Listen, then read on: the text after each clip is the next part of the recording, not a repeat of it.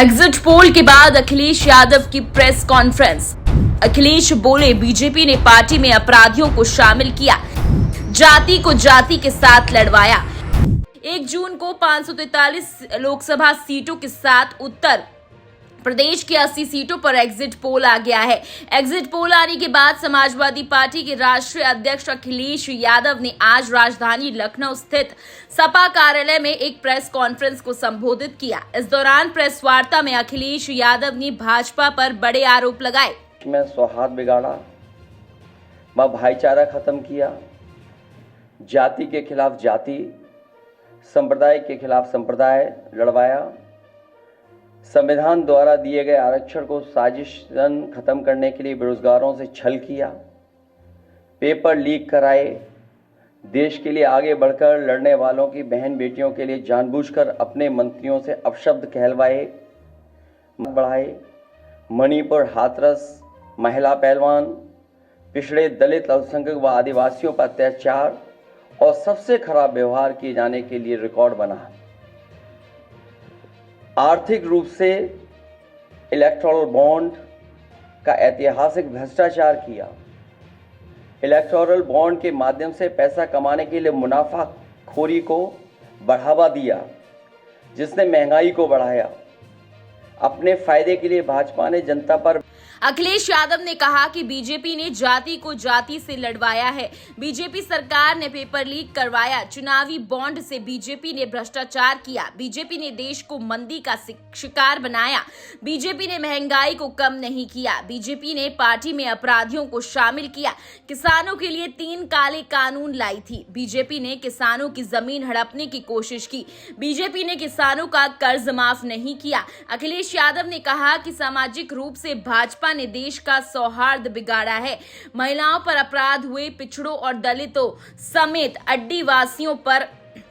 अपराध हुए, नोटबंदी से छोटे कारोबार बर्बाद हुए। सपा प्रमुख ने आरोप लगाया कि इलेक्टोरल बॉन्ड जैसा घोटाले हुए और बिना जांच पर की वैक्सीन लगवाई गई। प्रेस वार्ता में केंद्र सरकार की नीतियों पर अखिलेश यादव ने हमला बोला। उन्होंने कहा कि बीजेपी ने जनता की जान को खतरे में डाला है, बीजेपी ईडी और सीबीआई का दुरुपयोग करती रही है, विकास के झूठे आंकड़े देकर जनता को ठगा है, जनता बीजेपी के खिलाफ आंदोलित है। इंडिया की जीत देश की राजनीति जनता की जीत है। एग्जिट पोल रिजल्ट 2024 यूपी का एग्जिट पोल चौंकाने वाला आया है, जिससे अखिलेश यादव, मायावती समेत अन्य कई नेता हैरान हुए। 7 चरणों के लोकसभा चुनाव के बाद अब सभी की निगाहें 4 जून की तारीख पर टेकी हुई है। एक्सिस माई इंडिया और इंडिया टुडे सर्वे के आंकड़ों ने बीजेपी को 67 से 72 सीटें मिलने का अनुमान लगाया है, जबकि इंडिया गठबंधन को 8 से 13 सीट मिल सकती हैं। मूल्य नहीं दिया,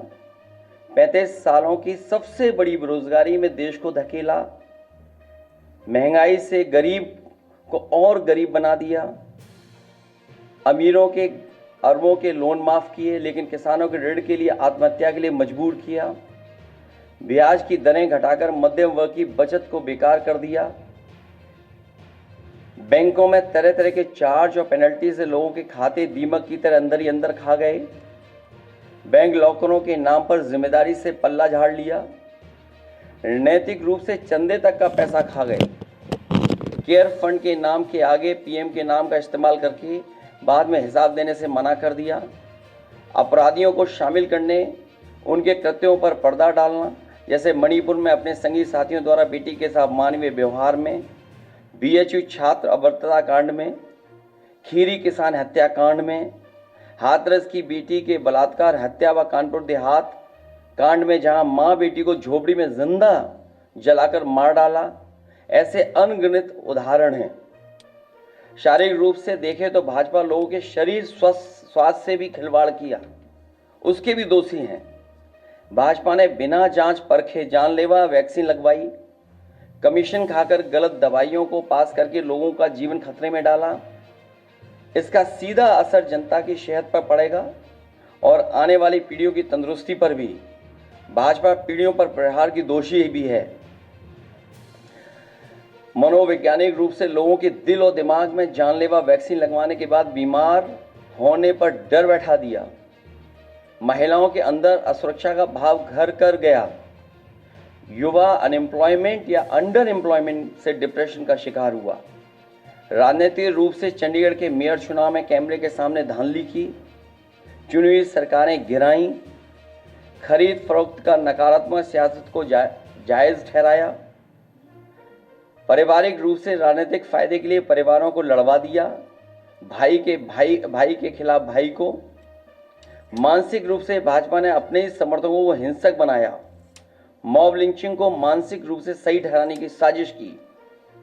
आपराधिक रूप से ऐसे लोगों को मंत्री पद दिया और बनाए भी रखा जिन्होंने किसानों की हत्या की, जो महिलाओं पर अत्याचार शोषण के दोषी हैं। न्यायालय तक में अपने लोग पिछले दरवाजे से सेट किए, न्यायाधीशों से खुलकर एक विचारधारा विशेष के लिए बयान दिलवाए, न्यायाधीशों को राजनीतिक पदों पर लालच देकर कानून तक को अपनी भ्रष्ट सोच से यही काम यूनिवर्सिटी, कॉलेज, स्कूलों में किया, नौकरशाही में लेटरल एंट्री के बहाने यही धांधली की, योजना आयोग खत्म किया, ED, CBI, IT, income tax को सरकार बनाने, बचाने और चलाने के लिए इस्तेमाल किया,